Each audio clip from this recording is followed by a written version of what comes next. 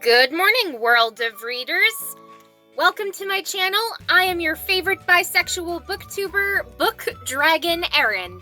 And today I am going to review Scarlett and the Kiss Thief by Ivy Smoak. Scarlett and the Kiss Thief is a young adult fiction high school romance novel that did not live up to my expectations at all. This is also a standalone novel that I really hope does not deserve a sequel because I will not be reading that book either. I do have several other books by Ivy Smoak: Temptation, Addiction, Eruption, Single Girl Rules #BFF, Single Girl Rules #Banana Party, and Single Girl Rules #3-Headed Monster. I've never been kissed, but it's a huge problem. It all started because I fell in love with my best friend, Axel Stevens. I decided to save my first kiss for him, but he didn't fall in love with me back.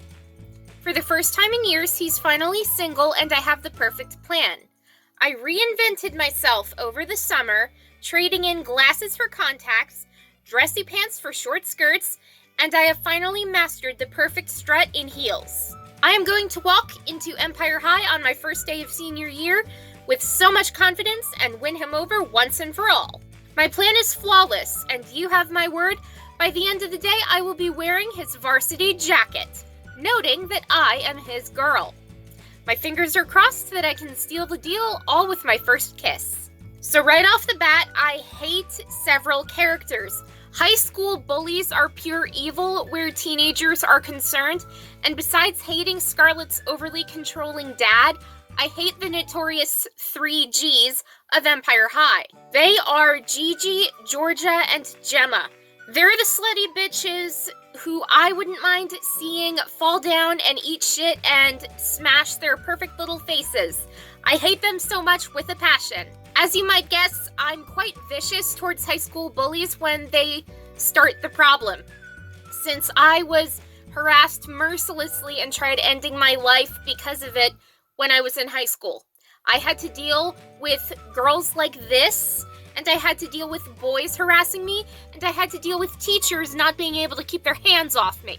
When I tried fighting back, I was the one to get in trouble because I was the good student sinking to everyone else's level, and I'm like, hey, if somebody's gonna punch me or touch me, I'm gonna punch them back.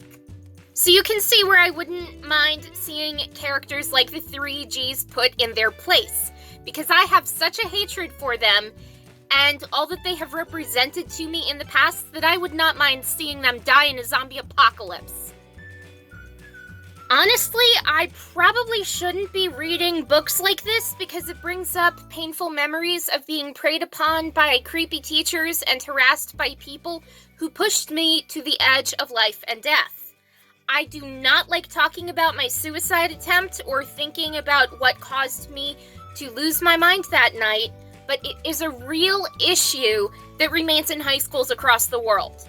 This might sound completely insane to somebody who doesn't understand the effect that bullying can have on a person, but I'm saying it anyway. If a bully tortures their victim enough, the victim will want to fight back. When the victim confides in a teacher, that teacher tends to spew shit about the no tolerance for bullying thing and tell the victim to get over it, like what was told to me by the people I begged to help me end the bullying. Everyone told me to get over it and develop a thicker skin. That victim will fight back. Chances are with a gun, and they will become a school shooter. That victim would hope to kill their bullies, becoming bullies themselves. When a school shooter ends their life, chaos reigns and people feel bad for the bullies who were turned into the victims, and the shooters are demonized. Death is a serious thing, but monsters are made long before the murders are planned. Take a good look at why these victims turned shooters decide to take matters into their own hands. These school shooters don't start out evil, but they lose their minds and sink to the level of their bullies while thinking that school shootings are their only way out, where they can fight back for once and be heard. And then they're the ones who are demonized. I'm not saying every single person is entirely evil, but I am also not saying people are 100% good. My point is, School is fucked up, and the only way school shooters will become a thing of the past, like we all wish it would be, is when teachers take control of the situation and stop the bullies before the torment happens. Because they think that fighting back is the only way that they can win. They can win so much easier than that by confiding in a teacher, that teacher actually doing something instead of talking about gender ideologies. Are you kidding me? Clearly, I still have unresolved issues towards teachers, especially the ones who touched me and the people who ignored my cries for help, but this is serious. I am serious.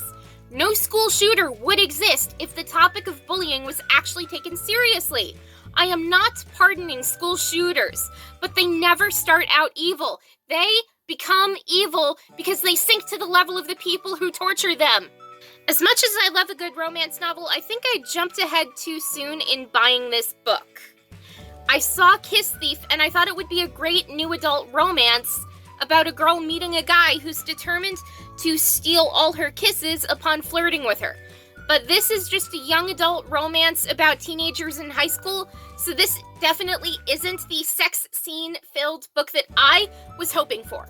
If you enjoy novels about high school and first kisses and don't mind scenes where bullying is spoken of in great detail, this book might be for you.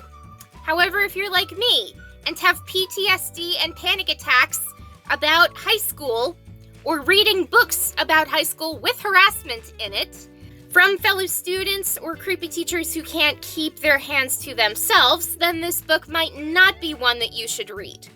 I will say this, I really shouldn't have picked up this book or read a single page of it, especially not on Valentine's Day earlier this year. That almost fucked up my entire day, and I had to go through meditation and breathing exercises to get myself to be normal and calm again, and only now am I talking about this because it's long enough that I can stay away from the memories of high school that tortured me enough. But I still wanted to talk about this book on my channel, even though this might be detrimental to my own mental health today. I have done plenty of stupid things and made reckless decisions in the past, but I would rather have climbed to the roof of my shed and jumped into my swimming pool than ever read this book. That shows you just how reckless I can be, but I can deal with a broken bone or two far better than dealing with the traumas of my own mental health struggles from the past. Yes, this still affects me even today, and it's been almost 10 years since I graduated high school. Yes, I am over a lot of the bullying from my peers, and I have forgiven them, but it's the creepy teachers who put their hands on me that make my skin crawl, and the teachers who do nothing to stop actual bullying, that affects me too. And personally, if I was given the choice between being stranded on a desert island for a year or spending another year at school, high school especially, I would say give me the island. That will be my heaven. The school, that's my hell. My version of hell is high school because of what it did to me and what the people got away with doing to me. As far as my final notes, I rated this book 1 out of 5 stars for obvious reasons. And as far as my official review, I put this book in my DNF zone at 12% into reading this book, but I don't feel it's the fault of the author Ivy Smoak. High school has always been a scary topic for me to read about, especially when the mean girl types are mentioned. When the notorious 3 Gs showed up, characters Gigi, Georgia, and Gemma, they harassed Scarlett on her first day of her last year of high school, and clearly I still have unresolved issues about high school, but in reading that 12% of this book, it has been confirmed to me that I should never ever, under any circumstances, read another book set in high school where bullying is mentioned prevalently. This was no fault of Ivy Smoak, since I generally love her work, but this book was just a definite no-go for me, so my apologies for not giving this book a great review. That's my own mental health struggles and The memories that come up are not pleasant, so I think that is what really affected me in reading this book. So it's no problem of the literature, it's my own problems. I do hope, however, to read more of Ivy's books that are specifically not based in high school, nor deal with superficial, vicious teenage girls who deserve to be put in their place in the most public and embarrassing of ways.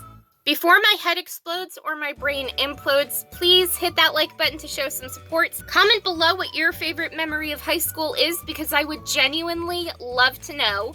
I actually have very few good memories of high school, but one fantastic memory of high school that I went through was the day I actually turned from public school to homeschooling. That was one of the greatest days of my schooling experience because I no longer had to be around the people who wanted me to die.